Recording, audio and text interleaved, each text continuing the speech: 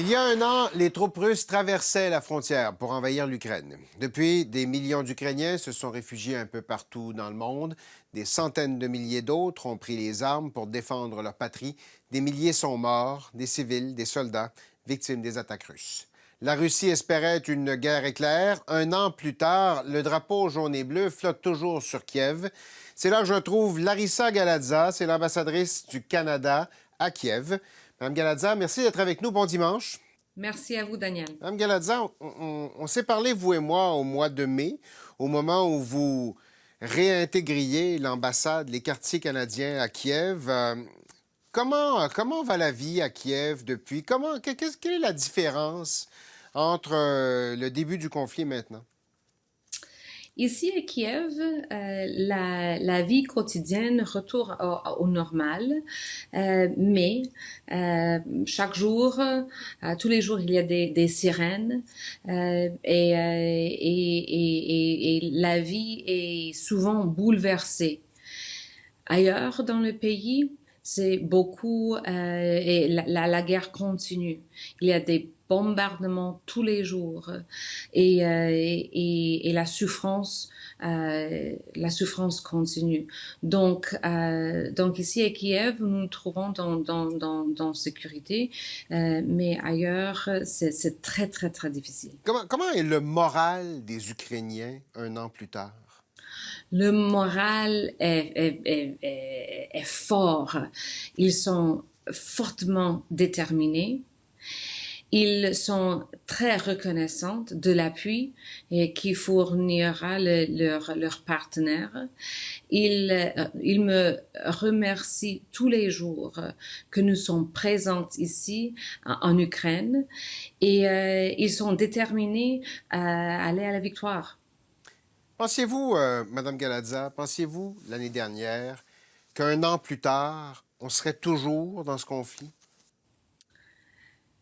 Je me souviens très bien du moment, euh, il y a un an jour pour jour, que nous avions réalisé que nous ne pouvons pas rester ici.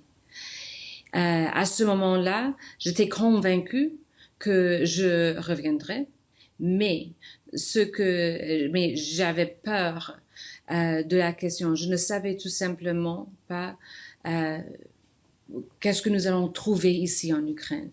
Aujourd'hui, nous sommes ici avec un peuple déterminé, avec qui nous montre une résilience incroyable. Je suis maintenant convaincue que la victoire sera pour les Ukrainiens et avec notre appui. Est-ce que vous avez l'impression, on a parlé, et on en avait parlé, vous et moi, de cette crainte qu'avaient les Ukrainiens, qu'on les oublie, que cette guerre-là tombe dans l'oubli, que la communauté internationale cesse de se préoccuper de ce qui se passait sur le terrain? Aujourd'hui, un an plus tard, est-ce qu'on a l'impression que c'est aussi présent, que la présence internationale est toujours là, aussi forte?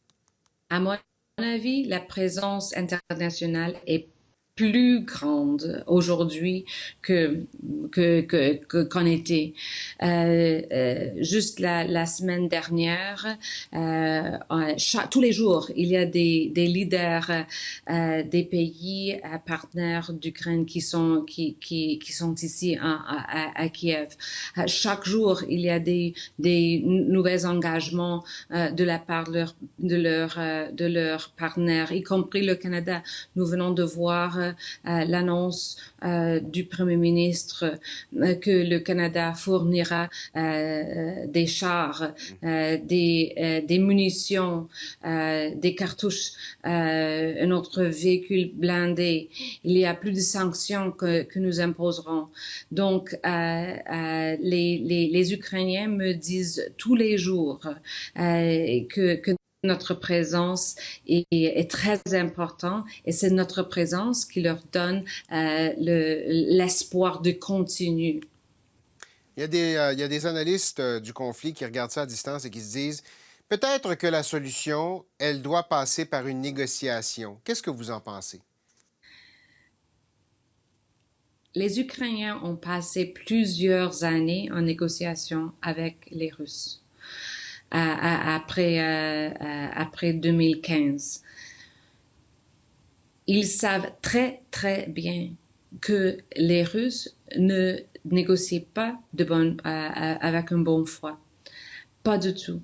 Donc ça, c'est pourquoi les Ukrainiens sont déterminés que cette guerre sera terminée d'une façon militaire.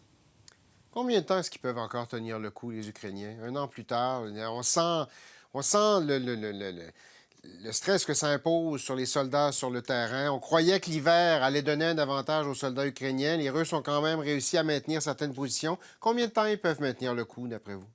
L'année passée, c'est une année pleine de surprises. Et le plus grand surprise pour moi, c'est la ténacité, la résilience, la détermination des Ukrainiens.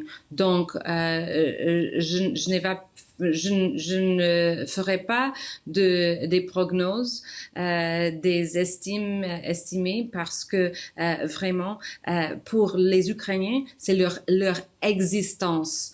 C'est une bataille existentielle pour eux et ils vont continuer aussi longtemps qu'il le faudra. Larissa Galaza, vous êtes ambassadrice du Canada à Kiev, en Ukraine. Merci infiniment d'avoir été avec nous ce matin. Merci, Daniel.